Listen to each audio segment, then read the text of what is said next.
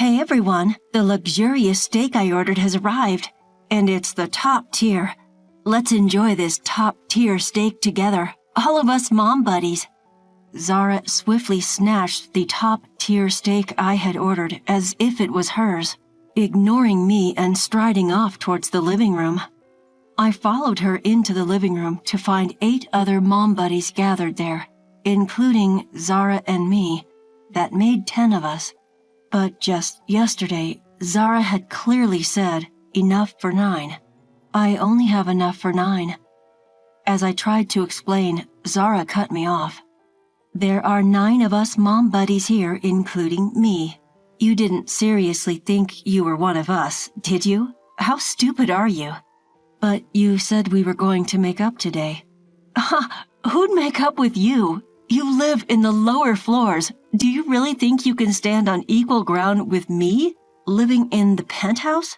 Hey everybody, did you hear that? This woman seems to be getting a little confused, don't you think? Upon hearing Zara's words, the other mom buddies laughed along uncomfortably. No one dared defy tyrannical Zara. I see, so that's how it is. I'm not a mom buddy, so I'll be going now. You finally get it, huh? Your husband earns $3 million a year, while mine earns $5 million. Who would be mom buddies with a low-level woman like you? If that's the way she wants it, then I won't hold back anymore. Let's make it clear who's the one misunderstanding things. My name is Grace. I'm a working mom juggling a job alongside my duties at home. My husband has been a PC enthusiast since his student days and managed to strike it rich by creating a popular game. He was quite famous for a while, often featured in magazines, but those days are long gone. Now, with no hit titles and only a handful of employees, we're managing on a small scale. So lately, I've been working too, supporting our home along with my husband. We have a daughter, Arya, who is in the 5th grade this year. In a few years, she'll be a middle schooler and entering the tumultuous teenage years.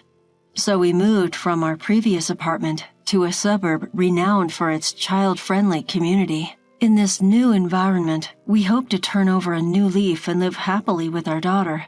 But that hope was short-lived after we moved.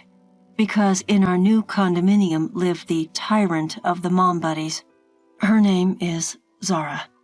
She resided in the penthouse of the same condominium where we moved to. She claimed to have been a model in a magazine in the past, which seems credible considering her stunning looks that could turn heads.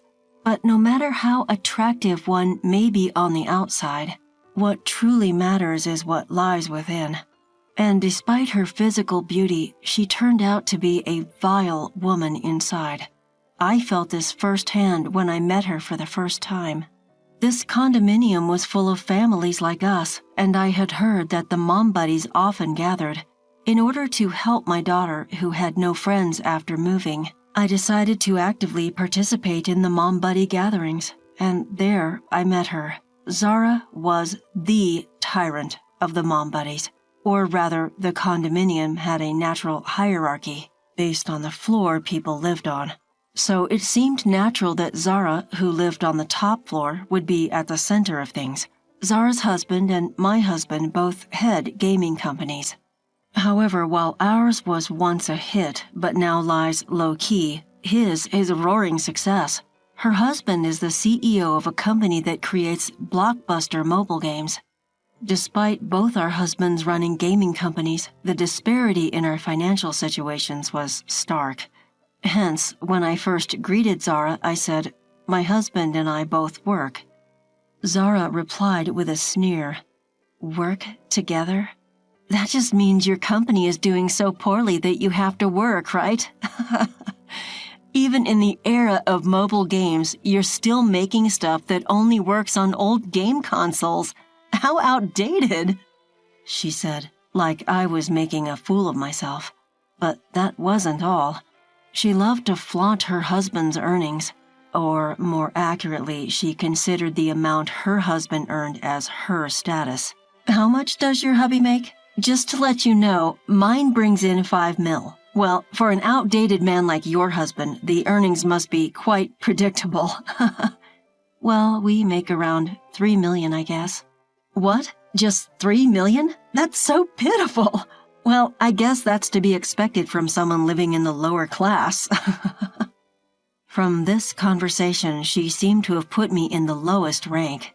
Perhaps this conversation was the trigger. From then on, she started bullying me and my beloved daughter, Aria. The defining incident was a birthday party. One day, I got a call from Zara. "It's my daughter's birthday coming up. I'd love for you and your daughter to come and celebrate with us.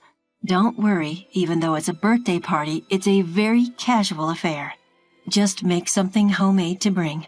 And as for the dress code, just wear whatever you usually wear to school. You too, feel free to dress casual." That's what she said. I believed her words. Little did I know that this was a trap to ridicule us. Then came the day of the party. Aria and I entered Zara's house and were taken aback. Everyone was all dressed up and no one brought any food. There were well-dressed children and their mothers. The table was full of what looked like expensive dishes. On the other hand, Aria and I were in our regular attire and had brought a container of homemade food. We felt out of place and wanted to run away from the embarrassing situation.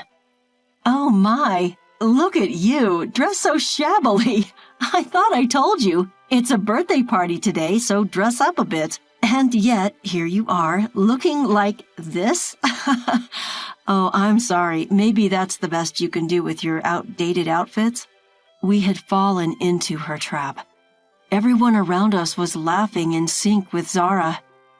Sorry. It seems I misunderstood. We'll go change right away. Come on, Aria." I hurriedly said that and quickly left the scene. "Did you hear that? I misunderstood," she said.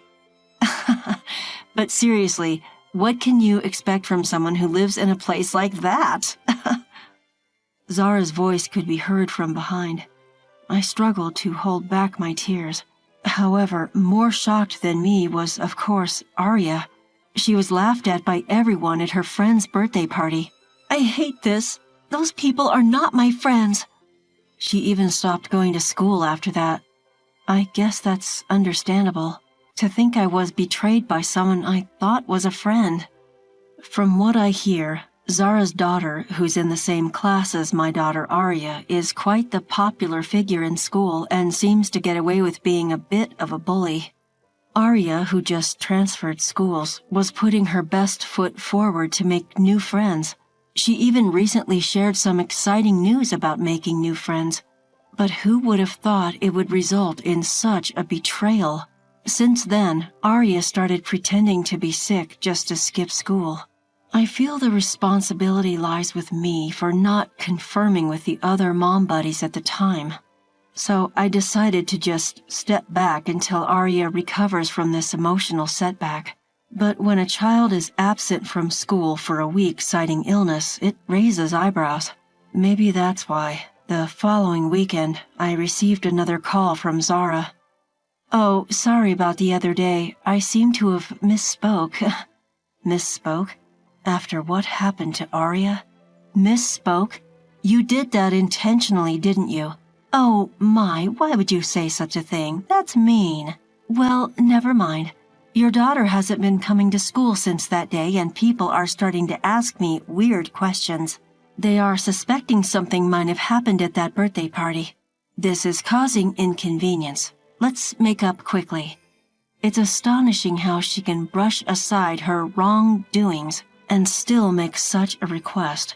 I came to really dislike this woman. But if things remain as they are, Aria might keep avoiding school indefinitely. If I swallow my pride and reconcile with this woman, maybe, just maybe, Aria will start going to school again. All right, let's do it. That's the spirit. Let's have a lunch gathering at my house tomorrow with the other mom buddies. And let's reconcile there. Clearly say in front of everyone that nothing happened that day and your daughter not coming to school has nothing to do with the birthday party. All right, I'll do as you say. And, since it's a lunch, we can't not have food, right? You should order takeout from that high-end steak place I mentioned. Make sure it's for 9 people and the best they have. Absolutely the best. Understood? How thick-skinned and shameless can one get? Biting back my anger, I confirmed and quickly hung up. It's all for Arya. If this helps Arya regain her spirits and go back to school. That's what I kept telling myself as I headed to the Mom Buddies gathering the next day. Welcome! Did you bring the top quality steak I asked for? The moment I opened the front door, this was the first thing she said. Is she really interested in making up? At this point, I had a bad feeling about this. I brought enough for exactly 9 people. Good job. Hey, everyone, the high-end steak I ordered has arrived. And it's the top quality one. Top quality steak. Let's all enjoy it together, Mom Buddies. Zara took the premium steak from me as if snatching it away and acting as if she arranged it all, ignored me and moved to the living room. Following her to the living room, I saw 8 other Mom Buddies. Adding Zara and myself to these 8 Mom Buddies, it should total to 10 people. But Zara clearly said for 9 people yesterday. I only brought enough for... Before I could clarify with Zara, she interrupted. There are 9 of us Mom Buddies here, including me. You thought you were one of us? Are you kidding? But I thought we were making amends today. Who said we were making amends with you? You think you, living in the lower level, can match me, living in the penthouse of a condominium? Did all you hear that, guys? This woman is delusional, right? As Zara said that, the other Mom Buddies around gave forced smiles in agreement. No one could go against Zara, the tyrant. So that's how it is. Well, it seems I'm not a Mom Buddy. I'll be going then. Finally, you got it. Your husband earns $3 million a year. Mine earns $5 million a year. Who'd want to be Mom Buddies with someone as low level as you? If that's how she wants it, there's no more holding back. Let's clear up who's really deluded. I headed home and immediately went to our company, the company that my husband and I co-run. That day, Zara and her husband came to our house. As I opened the door, Zara's husband began to apologize profusely. I'm really, really sorry about this. We'll do anything to apologize. Please, please don't cancel the collaboration. Hey, you apologize too. It's all your fault. Why should I apologize to someone like... Shut up. It's all your fault. You see, the mobile phone game run by Zara's husband was scheduled to collaborate with the game character my husband and I hold the rights to in their next big campaign. Our game, once a hit and now quiet, still has a sizable fan base with new fan creations popping up regularly. My husband has been leading the development of a new game recently, while I manage collaborations involving our characters. It's no small business, and now it accounts for a substantial portion of our revenue. This is all thanks to our passionate fans who grew up playing our games and now pour lots of money into them as adults. Zara might not know, but the mobile game industry is highly competitive right now. The days when a game would sell just by being released are gone. That's why the mobile game run by Zara's husband was planning a collaboration with our game, which has a large and passionate fan base, to boost its recently declining sales. The campaign was quite a big deal, generating lots of buzz even before it started, and it seemed to have significantly boosted the stock price of Zara's husband's company. But that's in the past, because I canceled the contract. The news spread quickly, causing the company's stock to plummet. Complaints flooded in from users who had been eagerly awaiting the campaign, and even the shareholders started to criticize them. That's why Zara and her husband came to apologize, hoping to salvage the situation. But I have no intention of forgiving them. I don't know what to do. If Zara truly apologizes with sincerity, I might reconsider. What do you think, Zara? What? I have to apologize to you? Hearing this, it was Zara's husband who exploded. After all, the future of his own company depends on my mood. You've got to be kidding me. Can't you even make a sincere apology for me? Why should I? I refuse to bow my head to people living in such low places, making such meager earnings. That's enough. I'm divorcing you today. Why? Why should a high-class woman like me be divorced? Shut up, stupid woman. I don't need a woman who can't understand this situation. We're done. What? Suddenly, a storm broke out in front of us. But I can't help but think it serves her right. She was just a housewife, living happily without knowing about her husband's company, so it was bound to happen. A few days later, I naturally didn't undo the decision to end the collaboration with Zara's husband's company. Therefore, the stock price of Zara's husband's company plummeted, and he was pursued for responsibility and resigned as president. And as her husband had told her that day, Zara was divorced and kicked out of the condominium on the top floor. Well, it's only fair, as her actions led to the downfall of her husband's company. Without her status of the top floor condominium and her husband's income, Zara, like a tyrant banished from the pack, took her daughter and moved somewhere else, as if fleeing. Perhaps thanks to that, Arya, who hated going to school so much, is now happily attending. The other mom buddies apologized to me for what happened then. Apparently, everyone was too afraid to stand up to Zara. Everyone seemed to have been quite concerned about what happened. Now I'm having a great time with them as real mom buddies. There was a time when I wasn't sure what would happen, but it looks like I'll be able to live peacefully from now on.